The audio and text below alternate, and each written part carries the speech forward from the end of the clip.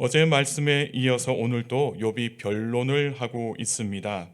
욥은 친구들과 대화를 하면 할수록 지치고 힘든 것을 느끼게 되었습니다. 서로 생각하는 바가 너무나도 달랐기 때문에 그렇습니다. 새 친구들의 말은 죄인은 고난을 당하여 멸망한다는 것이었습니다. 반면에 욥은 자신이 당하는 고난의 성격은 죄로 인함이 아니라 하나님의 결정에 의해서 내려진 고난이다라고 말하고 있습니다. 그러니까 죄와 상관없이 찾아온 고난이라는 말입니다. 이 친구들과의 대화를 통해서는 결론을 얻을 수가 없었습니다. 그리고 욥은 이러한 과정 가운데 하나님의 손길을 구하고 하나님께 도움을 청하고 있습니다. 하나님께서 내 삶에 찾아오셔서 이 고난을 해결해 주시기를 간곡히 부탁을 드리고 있는 것입니다. 그러나 욥의 간절한 바람과는 다르게 하나님의 더딘 응답으로 말미암아 욥의 마음에는 불안과 염려로 가득했습니다. 오늘 본문 1절은 이렇게 말하고 있습니다. 어찌하여 전능자는 때를 정해놓지 아니하셨는고 그를 아는 자들이 그의 날을 보지 못하는고 말하고 있습니다. 이렇게 욥이 의문을 제기하고 있습니다. 여기서 말하는 때는 하나님께서 의인을 구원하시고 악인을 심판하시는 때를 가리키고 있습니다. 특별히 예언서에서는 이를 가리켜서 여호와의 날이라고 말합니다. 욥이 이렇게 의문을 제기하는 이유가 무엇 때문이겠습니까? 의인이 고난을 당하고 있고 그런 과정 중에 악인이 형통한 삶을 살고 있음에도 하나님의 침묵이 길어지고 있기 때문이었습니다. 하나님의 침묵에 대해 답답하게 느끼는 사람은 아마 욥의 심정을 조금이나마 이해할 수 있을 겁니다. 고난은 누구나 피하고 싶은 삶의 험난한 과정입니다. 그래서 고난을 당하게 되면 어느 누구라고 할 것 없이 빨리 해결되기를 바라는 것입니다. 그러나 문제는 인간의 힘으로는 고난을 이겨낼 수 없다는 사실입니다. 우리가 가지고 있는 지식과 경험만으로는 고난을 극복하기 어렵기 때문에 하나님의 도우심을 바라는 것입니다. 그러나 하나님께서 도우실 것이다 라는 우리의 기대와는 다르게 하나님의 침묵이 길어질 수가 있습니다. 일각을 다투는 상황에 더딘 응답은 그야말로 우리를 괴롭게 한다라는 것입니다. 그래서 누구라도 이러한 상황을 겪게 된다면 하나님께 묻지 않을 수가 없다는 것입니다. 욥도 연약한 사람이기 때문에 고난을 무작정 인내하기가 힘들었습니다. 몸도 지쳤지만 시간이 지나도 해결되지 않는 자신의 그 현실 앞에서 마음이 무너지는 것을 경험하게 되었습니다. 그리고 또한 자신뿐만이 아니라 세상에 있는 의인들도 고난을 당하고 있고 또 악인들은 이 세상에서 판을 치고 있는 광경을 보고서 더 큰 괴로움에 빠졌습니다.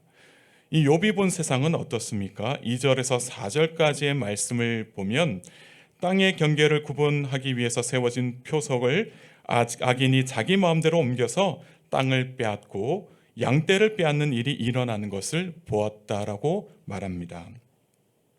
또 가난하고 약한 자들의 대명사인 과와 과부의 가축들을 빼앗는 것도 모자라서 약자들을 삶의 모든 영역에서 몰아내는 일도 보았습니다. 상대적으로 힘이 없는 약자들은 악인들의 강압에 못 이겨서 모든 소유물들을 빼앗기게 되고 숨어 지내고 있는 것도 욥이 보았다라고 말합니다.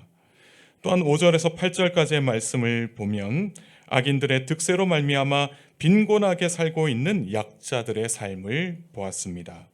5절 말씀을 보면 그들은 이때 이 5절의 그들이라고 하는 것은 약자들을 이야기합니다. 그러니까 약자들은 마치 광야의 들나귀와도 같은 삶을 살고 있다라고 말하고 있습니다.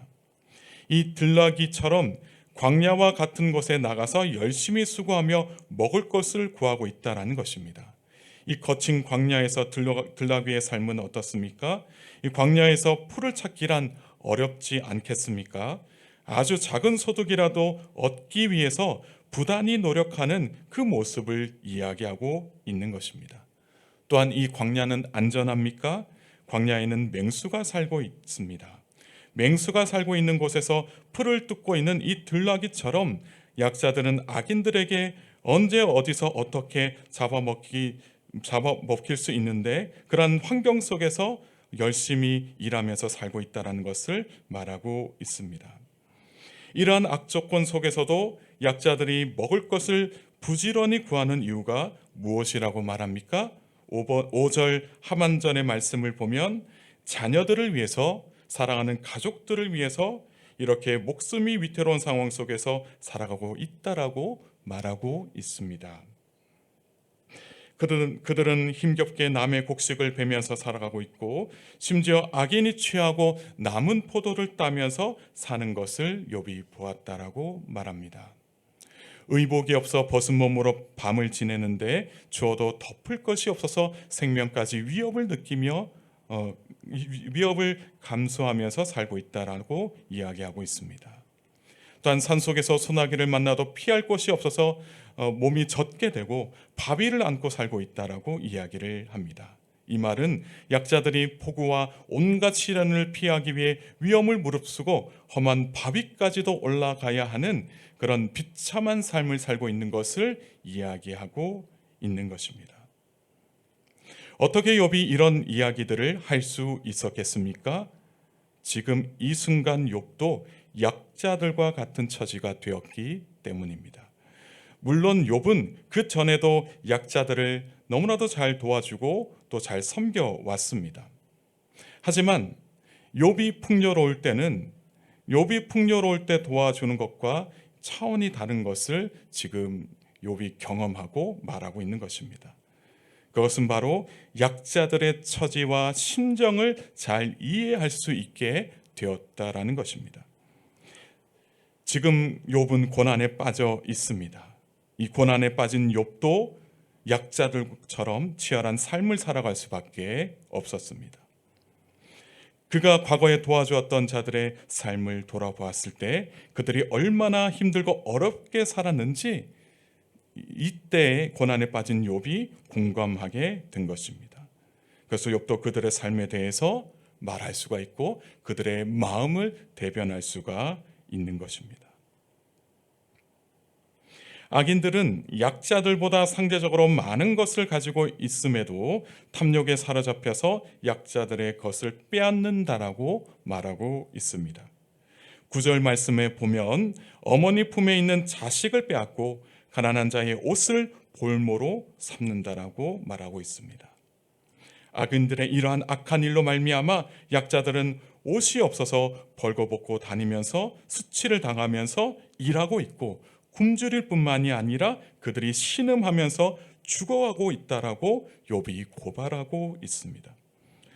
그런데도 불구하고 욥이 생각할 때 하나님은 이러한 상황 속에서도 어떻게 약자들을 돌보지 않는가, 어떻게 의인을 구하지 않는가라고 생각을 한 것입니다.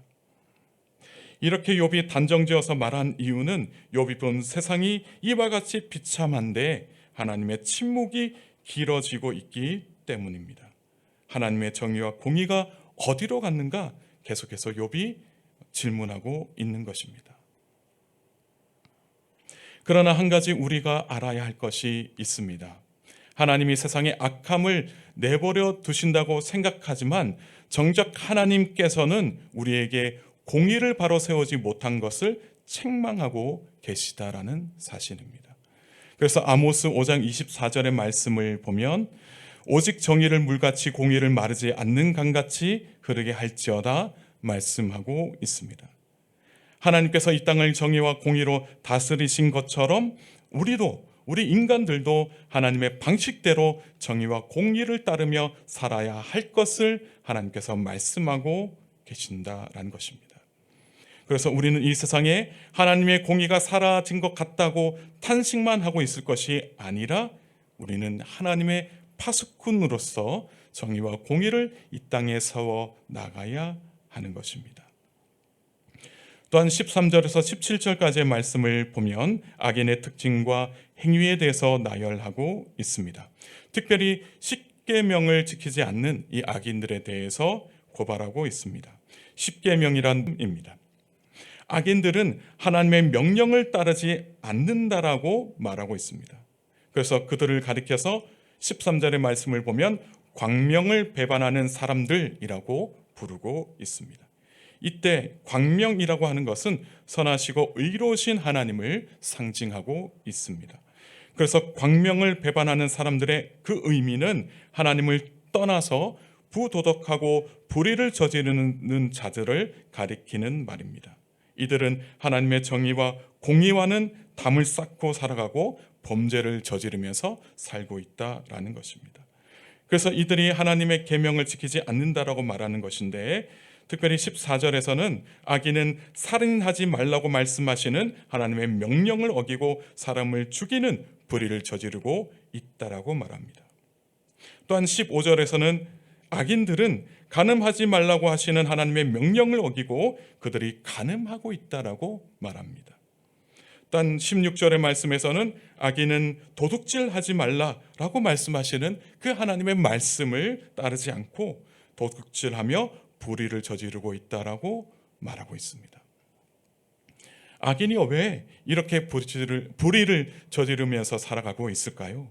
이 질문에 대해서 본문 17절의 말씀에서는 그들은 아침을 죽음의 그늘같이 여기니 죽음의 그늘의 두려움을 알기 때문이다 말씀하고 있습니다. 다시 말해서 흑암과 같은 죄악을 저지르는 일에 친숙하기 때문이다. 그리고 죄를 저지르고 나서 찾아오는 이 두려움과 공포에 대해서도 무감각하기 때문이다 라고 말씀하고 있습니다. 그래서 18절에서 25절의 말씀은 악인이 하나님의 심판을 받는 것이 당연한 일이다 라고 이야기를 하고 있습니다. 특히 18절에서 20절의 말씀은 악인에게 임할 신속하고 철저한 심판에 대해서 언급하고 있습니다. 또한 21절에서 23절까지의 말씀은 죄악을 일삼는 악인을 보시면서도 하나님께서 형벌을 내리지 않는 것에 대해서 욥은 하나님을 향해 원망의 목소리를 높이고 있습니다. 그러나 욥이 다시 한 번 더 깨닫는 것은 하나님의 심판이 더딘 것이지 반드시 올 것이다 라는 그 확신을 가지고 선포하고 있습니다. 그래서 24절의 말씀을 보면 그들은 잠깐 동안 높아졌다가 천대를 받을 것이며 잘려 모아진 곡식 이삭처럼 되리라 말씀하고 있습니다. 악인들의 형통은 영원할 것만 같지만 그 형통은 잠깐이고 반드시 하나님의 심판을 받게 된다라는 것이죠. 그래서 마치 잘려 모아진 곡식의 이삭처럼 악인들이 한꺼번에 파멸될 것이다라는 말씀을 하고 있는 것입니다. 그래서 25절의 말씀은 지금 당장은 내가 말한 대로 욥이 말한 대로 이루어지지 않는다 할지라도 공의로운 하나님께서 언젠가는 반드시 이 일을 이루실 것이다라는 그 확신을 가지고 말하고 있는 것을 볼 수가 있습니다. 사랑하는 성도 여러분, 욥은 고난에 빠진 후에 비로소 약자들을 이해할 수가 있었습니다. 욥이 잘 먹고 잘 살 때에도 그들을 도왔지만 그들과 같은 처지가 되고 나서야 그들의 심정을 온전히 이해할 수가 있었다라는 것입니다. 그리고 욥은 하나님께서 빨리 이 땅에 오셔서 심판하시고 내가 처한 문제를 해결해 주시기를 바라고 있었지만 하나님은 욥의 계획대로 역사하지 않으셨던 것을 욥은 경험하게 되었습니다. 그의 마음은 조급해졌고 또 그는 불안해했습니다. 그럼에도 불구하고 욥이 다시 한 번 더 선포하는 것은 반드시 하나님이 이 땅에 오실 것이고 그때에는 의인을 구원하시고 악인을 심판하실 것이다 라는 그 믿음으로 고백하고 있는 것을 볼 수가 있습니다. 우리도 욥의 경우처럼 우리의 삶에도 고난이 찾아오게 됩니다. 그러나 그 가운데서 우리가 의지할 존재는 세상이 아니라 하나님임을 고백해야 할 것입니다. 때로는 하나님의 침묵이 길어지는 것만 같아서 속상하고 조급해지지만 그럼에도 하나님의 역사를 믿음으로 기다릴 줄 아는 우리 모두가 되기를 소망합니다. 그래서 마지막 날에 하나님께서 이 땅에 오시는 날에 믿음에 대하여 칭찬을 받는 우리 모두가 될 수 있기를 소망합니다. 오늘 하루도 하나님을 의지하면서 환난과 고통 속에서도 승리의 기쁨을 누리는 복된 그리스도인들 다 되실 수 있기를 주님의 이름으로 축복합니다. 함께 기도하시겠습니다. 사랑과 은혜가 풍성하신 하나님 아버지, 우리의 삶을 온전하게 이끌어 주시는 하나님께 감사와 영광을 올려드립니다. 오늘 이 새벽에도 귀한 말씀을 들려주시며 하나님의 뜻을 깨닫게 하시니 감사를 드립니다. 욥은 자신의 인생이 땅에 추락했을 때 비로소 보이는 것들이 있다라고 고백을 했습니다. 이는 그가 풍요로운 삶을 살 때에는 보지 못했던 것들이었습니다. 욥이 낮아지고 나서 약자들의 삶을 이해하고 그들의 마음을 알았던 것처럼 우리도 우리의 주변의 이웃들의 삶을 돌아보기를 소망합니다. 그들의 마음을 이해하게 하시고 그들의 삶을 다시 한 번 더 돌아보면서 하나님의 손길로 저들이 온전히 도움을 받을 수 있기를 중보하며 기도할 수 있는 우리 모두가 될 수 있도록 주님 은혜 베풀어 주옵소서. 또한 고난 중에도 우리의 마음이 실족하지 않기를 소망합니다. 고통을 당하여 하나님에 대한 기대와 소망이 끊어지는 것이 아니라 오히려 믿음을 견지하면서 살아가는 그리스도인의 삶이 되게 하옵소서. 그래서 마지막 날에 믿음에 대하여 하나님께 칭찬을 받는 믿음의 사람들 다 될 수 있도록 은혜 베풀어 주옵소서. 아브라함처럼 다윗처럼 하나님에 대한 올바른 믿음을 소유한 복된 그리스도인들 다 되게 하옵소서. 사랑하는 교우들의 삶을 지켜 주시옵소서. 추운 겨울 날씨에 질병으로 고통당하지 않도록 교우들의 건강을 붙들어 주시고 삶의 어려운 문제들 하나하나마다 하나님께서 베풀어 주시는 은혜의 손길을 경험하며 살아갈 수 있도록 은총을 베풀어 주옵소서. 올 한 해를 마무리하는 시점에 있습니다. 하나님의 은혜를 기억하며 감사하는 마음으로 한 해를 잘 마무리할 수 있도록 주님 은혜를 베풀어 주시고 새해에는 하나님이 주시는 힘과 능력으로 온전히 사랑하는 우리 모두가 될 수 있도록 은총을 베풀어 주옵소서. 오늘 하루도 풍성한 은혜로 함께 하실 줄 믿사오며 사랑이 많으신 예수님의 이름으로 간절히 기도드리옵나이다. 아멘.